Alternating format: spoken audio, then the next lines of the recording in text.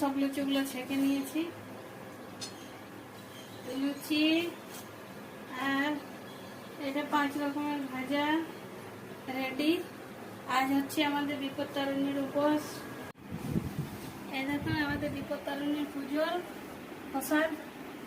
এখানে আছে 2 রকমের লুচি ভাজা, সুজি আর এইখানে লাড্ডু, পেড়া, খেজুর গুড়।